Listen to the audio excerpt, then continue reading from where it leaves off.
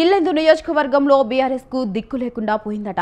గతంలో బీఆర్ఎస్ ఎమ్మెల్యేగా ఉన్న హరిప్రియ ఇప్పుడు నియోజకవర్గాన్ని చుట్టం చూపుగా వచ్చిపోతున్నారట. దీనికి తోడు ఇతర ప్రాంతాలకు చెందిన నాయకులు ఇల్లెందులో పర్యటిస్తుండటంతో కార్యకర్తలు అయోమయానికి గురవుతున్నారట. ఇప్పుడు నియోజకవర్గం అంతా కాంగ్రెస్ హవా నడుస్తుండటంతో బీఆర్ఎస్ కనుమరుగయ్యే పరిస్థితి వచ్చిందట. ఇంతకు ఇల్లెందుకు బీఆర్ఎస్ లో ఏం జరుగుతుంది? ఈ స్పెషల్ స్టోరీలో చూడండి.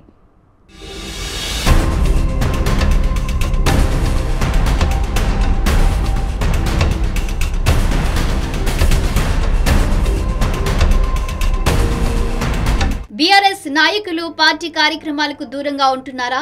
అధికారంలో లేకపోవడంతో సైలెంట్ అయ్యారా అంటే జరుగుతున్న పరిణామాలు గమనిస్తే అవుననే చెప్పాలి. 9.5 ఏళ్ల పాటు రాష్ట్రంలో బీఆర్ఎస్ అధికారంలో ఉన్నప్పుడు ఎమ్మెల్యేలు నాయకులు ఆడిందే ఆట పాడిందే పాటలా మారింది. ముఖ్యంగా ఎమ్మెల్యేల హవా ఒక రేంజిలో నడిచింది. ఆయా నియోజకవర్గాలకు వారే సామంత రాజుల్లా అధికారం చెలాయించారు. కానీ ఎప్పుడైతే బీఆర్ఎస్ ప్రతిపక్షంలో కూర్చుందో అప్పటి నుంచి ఆ పార్టీలోని అంతర్గత కలహాలు బయటపడుతున్నాయి.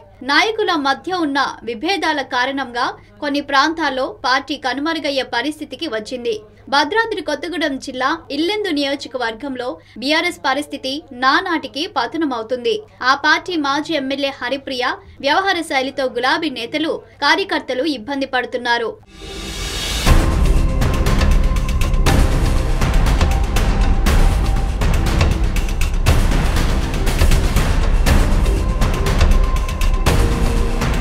బీఆర్ఎస్ అధికారంలో ఉన్న సమయంలో ఎమ్మెల్యే హరిప్రియ ఆమె కుటుంబ సభ్యుల హవానే కొనసాగింది. ముఖ్యంగా హరిప్రియ కుటుంబ సభ్యులు షాడో ఎమ్మెల్యేలుగా వ్యవహరించారనే ఆరోపణలున్నాయి. హరిప్రియ అండ చూసుకుని కొందరు నేతలు భూ కబ్జాలు, దందాలు, పంచాయతీలతో చెలరేగిపోయారట. గులాబీ నేతల ఆగడాలను చూసిన ప్రజలు గత ఎన్నికల్లో ఓటుతో బుద్ధి చెప్పారనే టాక్ ఉంది. కాంగ్రెస్ పార్టీ అధికారంలోకి రావడం, ఇల్లెందులో కూడా కాంగ్రెస్ గెలవడంతో ఒకప్పుడు ఒక వెలుగు వెలిగిన గులాబీ నేతలంతా అజ్ఞాతంలోకి వెళ్లిపోయారు. కొంతమంది ఇతర ప్రాంతాలకు వెళ్లి వ్యాపారాలు చేసుకుంటున్నారు. ఇక మాజీ ఎమ్మెల్యే హరిప్రియ అయితే చుట్టపు చూపుగా వచ్చి వెళ్తున్నారని స్వయంగా పార్టీ కార్యకర్తలే చెబుతున్నారు. హరిప్రియ ఎమ్మెల్యేగా ఉన్నప్పుడు ఆమె భర్త హరిసింగ్, ఆమె తండ్రి బానోతు దేవి చెప్పిందే వేదంగా ఉండేది. వారిద్దరి కనుసన్నల్లోనే ఇల్లెందు రాజకీయాలు నడిచేవి. అధికారులకు కూడా వీరిద్దరే ఆదేశించేవారని, మాట వినని వారిని ఇబ్బందులకు గురి చేసేవారని టాక్ ఉంది. అయితే 2023లో హరిప్రియ ఓడిపోయిన తర్వాత పరిస్థితి పూర్తిగా రివర్స్ అయ్యింది.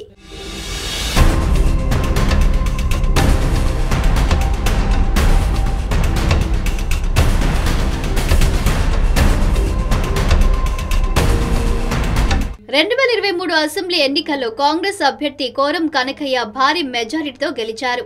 అప్పటి వరకు నియోజకవర్గంలో హంగు ఆర్భాటం ప్రదర్శించిన హరిప్రియ, ఆమె అనుచరులు ఒక్కసారిగా ముఖం చాటేశారు. హరిప్రియ అప్పుడప్పుడు మాత్రమే ఇల్లందు వచ్చిపోతున్నారనే చర్చ జరుగుతుంది. ప్రతిపక్ష పార్టీ నేతగా అధికార పార్టీ విధానాలను ప్రశ్నిస్తూ ప్రజా సమస్యలపై పోరాడాల్సిన హరిప్రియ ఎప్పుడో ఒకసారి వస్తుండటంతో కార్యకర్తలు కూడా డీలా పడ్డారు. ఇల్లెందులో బీఆర్ఎస్ కార్యకర్తలకు దిశానిర్దేశం చేసే నేత లేకపోవడంతో పార్టీ శ్రేణులు అయోమయంలో ఉన్నాయి. 2018 ఎన్నికల్లో కాంగ్రెస్ పార్టీ టికెట్ పైనే గెలిచిన హరిప్రియ ఆ తర్వాత గులాబీ కండువా కప్పుకున్నారు. అప్పటి నుంచి తన క్యాంపు కార్యాలయాన్నే బీఆర్ఎస్ పార్టీ కార్యాలయంగా మార్చి రాజకీయాలు చేశారు. ఎమ్మెల్యేగా ఉన్న కాలంలో పార్టీ కోసం ఒక కార్యాలయం కూడా నిర్మించలేదు. అప్పట్లో తన క్యాంపు కార్యాలయంలో మాత్రమే కార్యకర్తలకు అందుబాటులో ఉన్నారు. 2023లో కూడా గెలుస్తానని అంచనా వేసుకున్న హరిప్రియ అనూహ్యంగా ఓడిపోవడంతో నియోజకవర్గంలో కనపడటం మానేశారు.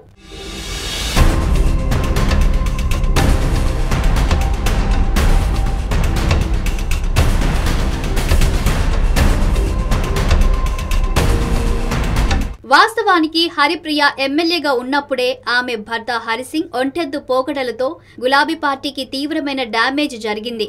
ఇల్లందు మున్సిపల్ చైర్మన్ తో పాటు మరికొందరు పార్టీ కార్యకర్తలపై తప్పుడు కేసులు బనాయించిన ఘటన తీవ్ర దుమారాన్ని రేపింది. అప్పటి నుంచే పార్టీలోని ఒక వర్గం హరిప్రియ అభ్యర్థిత్వాన్ని వ్యతిరేకిస్తూ వస్తున్నారు. అయితే ఆ అసంతృప్తిని చల్లార్చాలని స్వయంగా కేటీఆర్ రంగంలోకి దిగారు. ఎన్నికల సమయంలో ఇల్లెందుకు ప్రచారానికి వచ్చారు.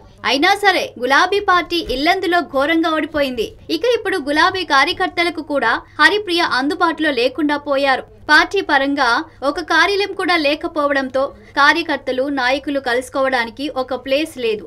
ఈ క్రమంలో చాలా మంది ద్వితీయ శ్రేణి నాయకులు బీఆర్ఎస్ ను వీడి కాంగ్రెస్ లో చేరిపోయారు. ఇక పార్టీలో మిగిలిన కార్యకర్తలు కూడా తమ పనుల్లో బిజీ అయిపోయారు. అసలు ఇల్లెందులో బీఆర్ఎస్ ఉందా లేదా అనే స్థితికి పార్టీని తీసుకొచ్చారని హరిప్రియపై పలువురు తీవ్రమైన ఆరోపణలు చేస్తున్నారు.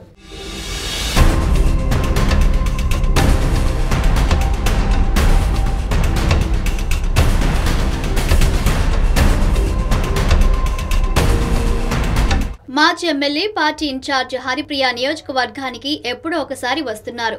మరోవైపు సూర్యాపేటకు చెందిన మాజీ జెడ్పీటీసీ సంజీవ నాయక్ తరచూ ఇల్లెందుకు వచ్చి రాజకీయాలు చేస్తున్నారట. ఇల్లందు బీఆర్ఎస్ ఇన్ఛార్జ్ పదవి కోసం సంజీవ నాయక్ తీవ్రంగా ప్రయత్నాలు చేస్తున్నారట. అధిష్టానం ఆశీస్సుల కోసం ఇప్పటికే లాబియింగ్ చేస్తూ ఇల్లెందులో పర్యటనలు కూడా ప్రారంభించారట. దీంతో ఇల్లెందు గులాబీ కార్యకర్తలు అయోమయానికి గురవుతున్నారు. అసలు పార్టీకి ఇన్ఛార్జ్ ఎవరో అర్థం కాక తలపట్టుకుంటున్నారట. త్వరలో స్థానిక సంస్థల ఎన్నికలు జరగనున్నాయి. కానీ నియోజకవర్గంలో పార్టీని నడిపించే నాయకుడే కరువయ్యాడు. అసలు స్థానిక సంస్థల ఎన్నికల్లో ఎలాంటి వ్యూహం సిద్ధం చేయాలి, పార్టీ నాయకులను ఎలా సమాయత్తం చేయాలని దిశానిర్దేశం చేసే నేత లేడు. అసలు ఇల్లందులో పార్టీ ఉందా లేదా అనే అనుమానాలు కూడా కలుగుతున్నాయట. పరిస్థితి ఇలాగే కొనసాగితే ఇల్లందులో బీఆర్ఎస్ పూర్తిగా కనుమరుగవుతుందని అధిష్టానం వెంటనే ఏదో ఒక చర్య తీసుకోవాలని కార్యకర్తలు కోరుతున్నారు. మరి బీఆర్ఎస్ నాయకత్వం ఈ విషయంలో ఎలాంటి నిర్ణయం తీసుకుంటుందో వేచి చూడాలి.